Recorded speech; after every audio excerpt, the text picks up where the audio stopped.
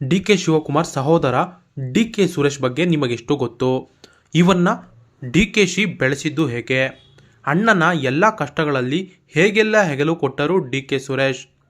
D K Suresh ಹೆಂಡತಿ ಮಗ ಯಾರು ಗೊತ್ತಾ? ಇವರ ಆಸ್ತಿ ಎಷ್ಟಿದೆ?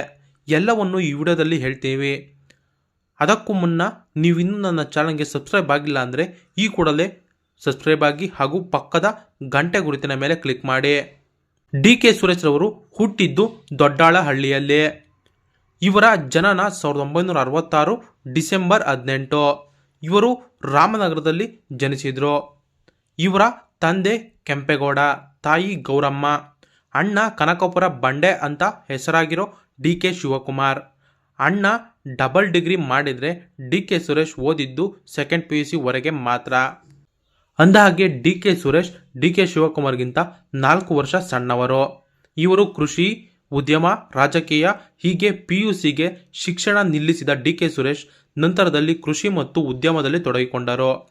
ಮತ್ತೊಂದು ಕಡೆ ಅಣ್ಣ ಡಿ ಕೆ ಶಿವಕುಮಾರ್ ರಾಜಕೀಯದಲ್ಲಿ ಸಕ್ಸಸ್ ಕಾಣೋಕೆ ಶುರು ಮಾಡಿದ್ರು. ಸಾತನೂರು ಕ್ಷೇತ್ರದಲ್ಲಿ ವಿನ್ ಆದ್ರು, ಸಚಿವರೂ ಆದ್ರು.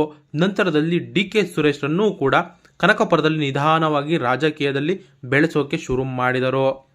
ಡಿ ಕೆ ಶ್ರೀ ಅನಿತಾ ಕುಮಾರಸ್ವಾಮಿ ವಿರುದ್ಧ ಮೊದಲ ಗೆಲುವು 2013ರಲ್ಲಿ ಬೆಂಗಳೂರು ಗ್ರಾಮಾಂತರ ಕ್ಷೇತ್ರದಲ್ಲಿ ಸಂಸದರಾಗಿದ್ದ ಕುಮಾರಸ್ವಾಮಿ ತಮ್ಮ ಸ್ಥಾನಕ್ಕೆ ರಾಜೀನಾಮೆ ನೀಡಿದರು. ಆಗ ತೆರವಾದ ಸ್ಥಾನಕ್ಕೆ ಡಿ ಕೆ ಸುರೇಶ್ ಸ್ಪರ್ಧಿಸಿದ್ರು. JDSನಿಂದ ಅನಿತಾ ಕುಮಾರಸ್ವಾಮಿ ಸ್ಪರ್ಧಿಸಿದರು. ಆದರೂ ಈ ಚುನಾವಣೆಯಲ್ಲಿ ಡಿ ಕೆ ಶಿವಕುಮಾರ್ ಪ್ರಭಾವದಿಂದ ನಿರಾಯಾಸವಾಗಿ ವಿನ್ ಆಗಿದ್ದರು ಡಿ ಕೆ ಸುರೇಶ್. ನಂತರ 2014, 2019ರಲ್ಲೂ ಅದೇ ಕ್ಷೇತ್ರದಿಂದ ವಿನ್ ಆಗಿ ಹ್ಯಾಟ್ರಿಕ್ ಬಾರಿಸಿದ್ರು. ಆದರೆ ಈ ಸಲ ಲೋಕಸಭೆ ಚುನಾವಣೆಯಲ್ಲಿ ದೇವೇಗೌಡರ ಅಳಿಯ ಮಂಜುನಾಥ್ ವಿರುದ್ಧ ಡಿ ಕೆ ಸುರೇಶ್ ಸೋಲು ಕಂಡಿದ್ದಾರೆ. ಅಣ್ಣ ಡಿ ಕೆ ಶಿಗೆ ಸದಾ ಬೆನ್ನೆಲುಬು. ಡಿ ಕೆ ಶಿಯನ್ನು ಕಾಂಗ್ರೆಸ್ನ ಟ್ರಬಲ್ ಶೂಟರ್ ಅಂತ ಕರೆಯಲಾಗುತ್ತದೆ. ಆದರೆ ಅದರ ಹಿಂದೆ ಡಿ ಕೆ ಸುರೇಶ್ ಪಾತ್ರ ಕೂಡ ದೊಡ್ಡದಿದೆ ಅಂದರೆ ತಪ್ಪಾಗಲ್ಲ. ರಾಜ್ಯಸಭೆ ಚುನಾವಣೆ ವೇಳೆ ಗುಜರಾತ್ ಶಾಸಕರನ್ನು ರಾಜ್ಯಕ್ಕೆ ಕರೆತರಲಾಯಿತು. ಆಗ ಅವರನ್ನು ಕಾದಿದ್ದು ಡಿ ಕೆ ಶಿವಕುಮಾರ್ ಮತ್ತು ಇದೇ ಡಿ ಕೆ ಸುರೇಶ್.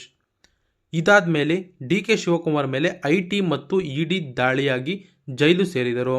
ಆಗ ಪ್ರತಿ ಹಂತದಲ್ಲೂ ಡಿ ಕೆ ಶಿವಕುಮಾರ್ ಮತ್ತವರ ಕುಟುಂಬದ ಜೊತೆ ನಿಂತವರು ಈ ಡಿ ಕೆ ಸುರೇಶ್.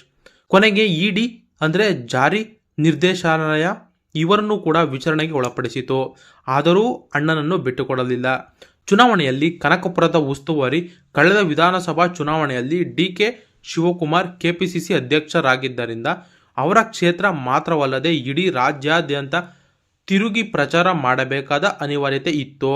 ಆದರೆ ಡಿ ಕೆ ಶಿಯನ್ನು ಕಟ್ಟಿ ಹಾಕಲು BJP ಅವರ ವಿರುದ್ಧ ಒಕ್ಕಲಿಗ ನಾಯಕರಾದ R ಅಶೋಕ್ರನ್ನ ತಂದು ನಿಲ್ಲಿಸಿತು. ಆದರೆ ಡಿ ಕೆ ಶಿವಕುಮಾರ್ ಕನಕಪುರಕ್ಕೆ ಹೋಗಿದ್ದು ಜಸ್ಟ್ 2 ದಿನ ಅಷ್ಟೇ. ಆದರೂ ಅಲ್ಲಿ 1 ಲಕ್ಷ ಮತಗಳ ಅಂತರದಲ್ಲಿ ಡಿ ಕೆ ಶಿವಕುಮಾರ್ ಗೆದ್ದು ಬಂದರು. ಇದರ ಹಿಂದೆ ಡಿ ಕೆ ಸುರೇಶ್ ಅವರ ಶ್ರಮ ತುಂಬ ಇತ್ತು. ಕನಕಪುರದಲ್ಲಿ ಡಿ ಕೆ ಶಿ ಚುನಾವಣೆಯ ನೇತೃತ್ವ ವಹಿಸಿಕೊಂಡಿದ್ದೆ ಈ D K Suresh. D K Suresh ಆಸ್ತಿ ಎಷ್ಟು? ಡಿ ಕೆ ಶಿವಕುಮಾರ್ ಈ ಸಲ ಚುನಾವಣೆಗೆ ಸಲ್ಲಿಸಿದ್ದ ಅಫಿಡೇವಿಟ್ನಲ್ಲಿ ಹತ್ತತ್ರ 1,400 ಕೋಟಿಗೂ ಅಧಿಕ ಮೊತ್ತದ ಆಸ್ತಿ ಘೋಷಣೆ ಮಾಡಿಕೊಂಡಿದ್ದಾರೆ. ಹಾಗಾದರೆ ಡಿ ಕೆ ಸುರೇಶ್ ಹತ್ರ ಆಸ್ತಿ ಎಷ್ಟಿದೆ ಅನ್ನೋ ಕುತೂಹಲ ಮೂಡುತ್ತೆ. ಇವರು 593 ಕೋಟಿ ರೂಪಾಯಿ ಮೌಲ್ಯದ ಆಸ್ತಿ ಹೊಂದಿದ್ದು 150 ಕೋಟಿ ರೂಪಾಯಿಯಷ್ಟು ಸಾಲ ಕೂಡ ಹೊಂದಿದ್ದಾರೆ. ಡಿ ಕೆ ಸುರೇಶ್ರ ಹೆಂಡತಿ ಮಗ ಯಾರು? ಡಿ ಕೆ ಸುರೇಶ್ ತಮ್ಮ ಅಫಿಡೇವಿಟ್ನಲ್ಲಿ ತನ್ನ ಪತ್ನಿ ಮತ್ತು ಮಗನ ಬಗ್ಗೆ ಮಾಹಿತಿ ನೀಡಿದ್ದಾರೆ. ಪತ್ನಿ ಈಗಾಗಲೇ ದೂರವಾಗಿದ್ದು ಇಬ್ಬರ ನಡುವೆ ವಿಚ್ಛೇದನವಾಗಿದೆ. ಮಗನ ಹೆಸರು ಕೇಶಿನ್ ಅಂತ ಸುರೇಶ್ನವರು ಇಷ್ಟೇ ಮಾಹಿತಿ ನೀಡಿದ್ದಾರೆ. ಇಬ್ಬರು ತಮ್ಮಿಂದ ದೂರ ಇರೋದ್ರಿಂದ ಅವರ ಆಸ್ತಿಯ ಬಗ್ಗೆ ಮಾಹಿತಿ ನೀಡಿರಲಿಲ್ಲ. ಜೊತೆಗೆ ಪಬ್ಲಿಕ್ ಆಗಿಯೂ ತಮ್ಮ ಪತ್ನಿ ಮಗನ ಬಗ್ಗೆ ಹೇಳಿಕೊಂಡಿರಲಿಲ್ಲ. ಆದರೆ ಇತ್ತೀಚೆಗೆ ಸಂದರ್ಶನವೊಂದರಲ್ಲಿ ತಮ್ಮ ವೈಯಕ್ತಿಕ ಜೀವನದ ಬಗ್ಗೆ ಮಾತನಾಡಿದ್ದಾರೆ. ನನ್ನ ಮತ್ತು ಪತ್ನಿ ನಡುವೆ ಮೊದಲಿನಿಂದಲೂ ಹೊಂದಾಣಿಕೆ ಇರಲಿಲ್ಲ. ಅವರ ಚಿಂತನೆಯೇ ಬೇರೆ ಇತ್ತು, ನನ್ನ ಚಿಂತನೆಯೇ ಬೇರೆ ಇತ್ತು. ಹೀಗಾಗಿ ಇಬ್ಬರು ಸಪರೇಟ್ ಆದ್ವಿ.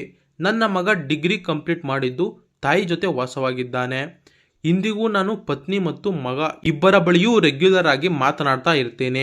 ಮಗನ ಬಗ್ಗೆ ಹಲವಾರು ಕನಸುಗಳು ಇವೆ ಅಂತ ಹೇಳ್ಕೊಂಡಿದ್ದಾರೆ. ಫ್ರೆಂಡ್ಸ್, ಇದು ಡಿ ಕೆ ಶಿವಕುಮಾರ್ ಮತ್ತು ಡಿ ಕೆ ಸುರೇಶ್ ನಡುವಿನ ಸಹೋದರ ಬಾಂಧವ್ಯದ ಕುರಿತು ತಿಳಿಸಿಕೊಡುವ ಒಂದು ಪ್ರಯತ್ನ.